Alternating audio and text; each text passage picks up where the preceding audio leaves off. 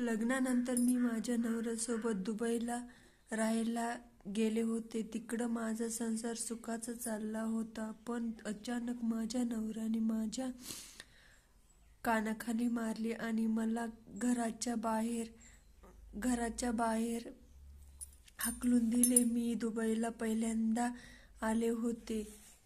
तुला आले होते. मला तिथले काहीच माहिती नव्हते. मला तिथल्या एका अरबी माणसाने मदत केली. त्याने मला त्याच्या आजारी आईला सांभाळण्याची नोकरी दिली होती. पण त्याची आजारी आई कायमच स्वतःचा चेहरा कापडाने झाकत होती. मी त्यांचा चेहरा पाहू शकले नव्हते.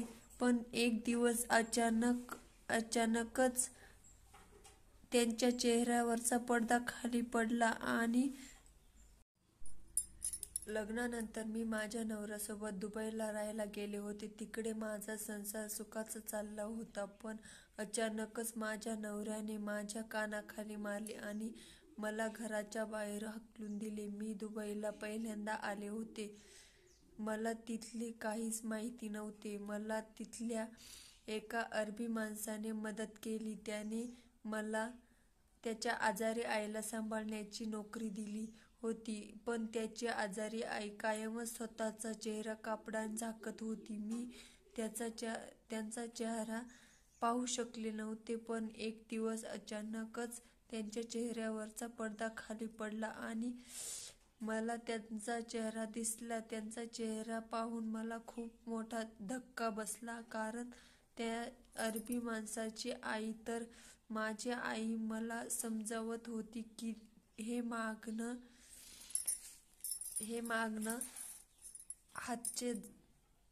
हातचे जाऊन देऊ नकोस. मुलगा खूप छान आहे. त्याची दुबईला नोकरी आहे. तुला तो खूप खुश ठेवेल. त्याची आई तुझ्याशी एवढेच आत्ताच छान वागतात म्हटल्यावर लग्नानंतरही त्या तुला काही करायचीच कमी वाटू देणार नाही. तू खूप नशीबवान आहेस जो तुला अमर सारखा मुलगा मिळाला आहे. आईचे हे बोलणे ऐकून मी खूप खुश होते. मी अमरचा फोटो पाहिला होता तेव्हा मनापासून त्याच्यावर फिदा झाले होते. त्याची दुबईला खूप छान नोकरी होती. माझ्या पप्पांना हे स्थळ आवडले होते. आणि मी सुद्धा हो म्हणाले. थोड्या दिवसातच माझे आणि अमरचे लग्न झाले.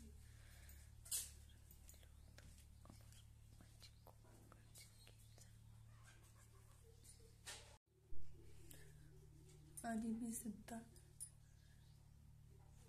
मी सुद्धा हो म्हणाले. थोड्या दिवसातच माझे आणि अमरचे लग्न झाले होते. लग्नानंतर एक आठवडा आम्ही भारतातच राहिलो होतो. अमर माझी खूप काळजी घ्यायचा. माझ्या खूप मागे पुढे करत असायचा. त्याला जसे जमेल तसा मला टाईम देत होता. नंतर अमर परत दुबईला गेला. त्याची आई आणि छोटी बहीण दिशा मला खूपच जीव लावायच्या. 2 आठवड्यात माझा सुद्धा व्हिसा आला होता आणि नंतर आम्ही तिघे दुबईला गेलो. अमर आम्हाला एअरपोर्टवर न्यायला आला होता. तो खूप खुश दिसत होता. अमर मला म्हणाला होता की त्याने तुम्हाला किती मिस केलं. एक क्षण माझ्याशिवाय कसा घालवला. त्याने मला वचन दिले होते की मला आयुष्यभर असेच प्रेम करत राहील. मला सगळी दुबई फिरून दाखवेल. आम्ही दोघे नवरा बायको एकमेकांसोबत खूप खुश होतो. मी घरातले काम करायला लागले की माझी सासू आणि नणंद मला थांबवून प्रेमाने म्हणायच्या, तुमचे लग्नानंतर नवीन दिवस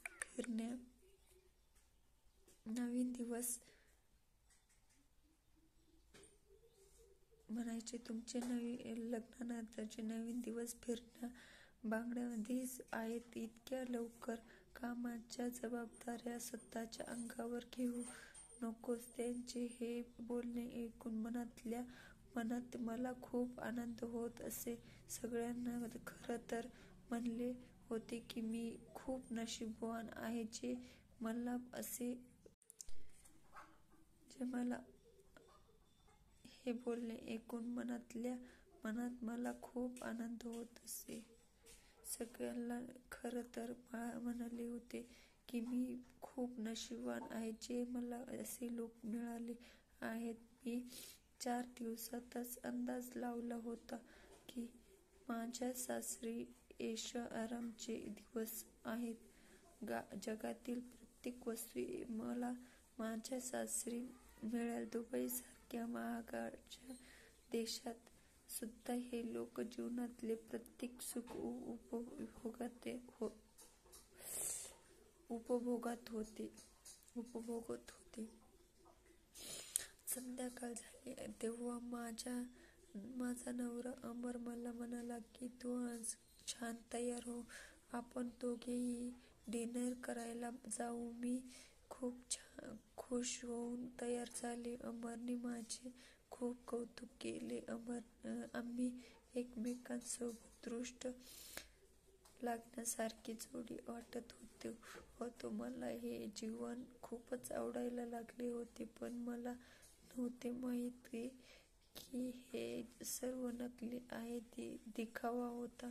माझ्यासोबत सुखाने थोडी मज्जा केली होती.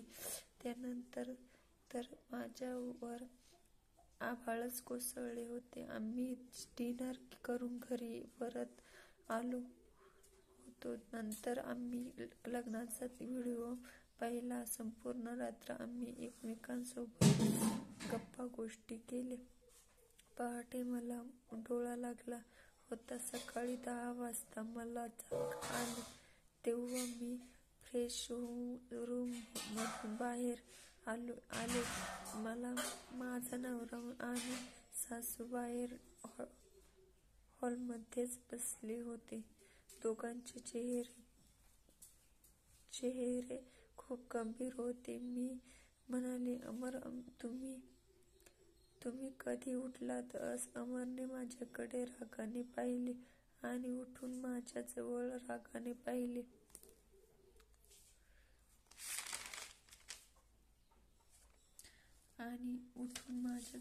आला.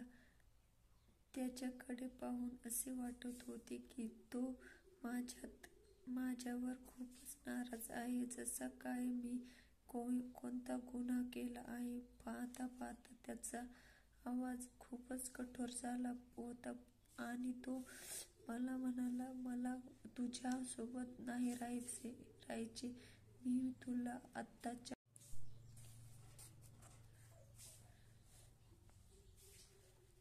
खूपच कठोर झाला होता आणि म्हणाला, मला तुझ्यासोबत नाही राहायचे. मी तुला आत्ताच्या आत्ता डिव्होर्स देतो. माझे काय चुकले होते की हे सुद्धा मला विचारता आले नाही. अमर म्हणाला, आत्ताच्या आत्ता माझ्या घरातून चालती हो. मी आशेच्या दयेने माझ्या सासूकडे पाहिले की त्या आपल्या मुलाला काहीतरी म्हणेल. असे पाऊल उचलू नकोस. पण सासूने सुद्धा माझ्याशी नजर मिळवली नाही आणि मला असे इग्नोर केले की त्या मला ओळखतच नाही.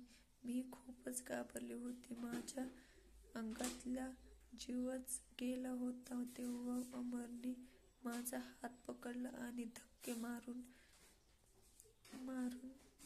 मला बाहेर काढले. मी डोळे विस्फारून बंद होणाऱ्या दरवाजाकडे पाहत बसले. माझ्या स्वप्नांचा संसार आणि महाल झटक्यात तुटला होता.